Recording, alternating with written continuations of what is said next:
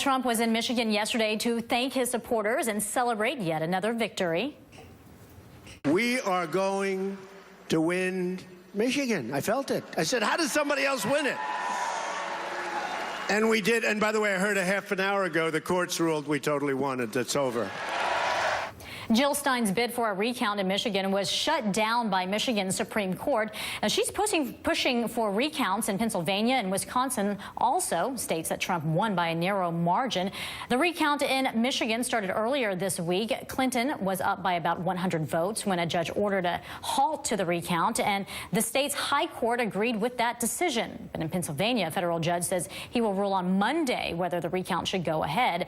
In Wisconsin, with 89% of the ballots recounted, Clinton gained only 49 votes, and Trump still maintains his 22,000 vote lead. Joining me now is Jason Johnson, politics editor for TheRoot.com and journalism professor at Morgan State University. Thanks for joining us today. Glad to be here. What do you know about Michigan's decision to shut down the recount?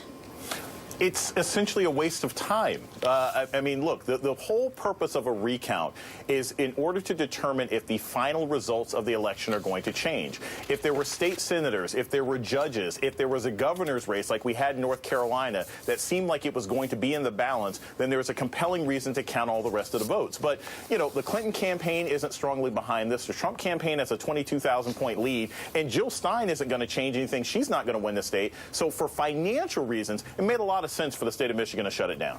Could this decision shake the public's faith in the integrity of the election? I don't think anything could shake the public's faith in the election any more so than President-elect Trump being helped by the Russians. I mean, let's be honest. At this point in America, recounting the votes is the least thing that people are concerned about. I mean, I think at the end of the day, if the Stein campaign had been able to demonstrate some serious problems, had they been able to show, you know, like we've seen in books like Black Box Voting, that there was something that was affected, something that was changed, it would make a difference. That's what a lot of people, to be honest, and a lot of people on the left think that she's not really interested in a sincere recount in this sort of Hillary Clinton blue wall. She's just used it as an excuse to raise money and increase her profile. Okay, let's look at the facts here, though. In Pennsylvania, the judge heard testimony from Stein's witness that hacking cannot be ruled out. But without any solid evidence that the system has been hacked, should the state go through with a recount?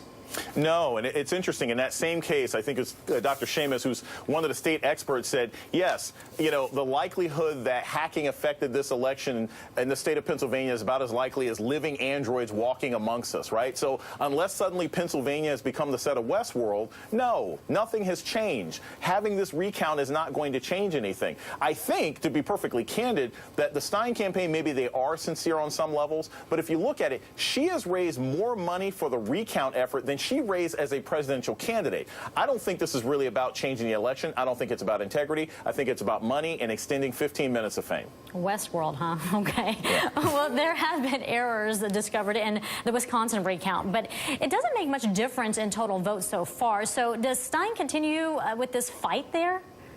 She's going to continue as long as there are upset Hillary Clinton voters. She's going to continue as long as there's people willing to give her money. She's going to continue as long as there is some court somewhere that will give her an opportunity to do so. But I will say this. Look, the idea of recounts isn't inherently bad. The idea of investigating whether or not somebody hacked into our election system isn't inherently bad. But it's also not a bad idea to look at voter suppression. It's also not a bad idea to look at voter ID laws that were used to make it difficult for people to vote in one place or another. There are a lot of things that I think American citizens of all parties can look at after this election. But this recount isn't going to change anything, and it's not going to solve some of the fundamental problems that led to what eventually happened on November 8th. Jason Johnson, thanks for joining us today. Thank you. The fight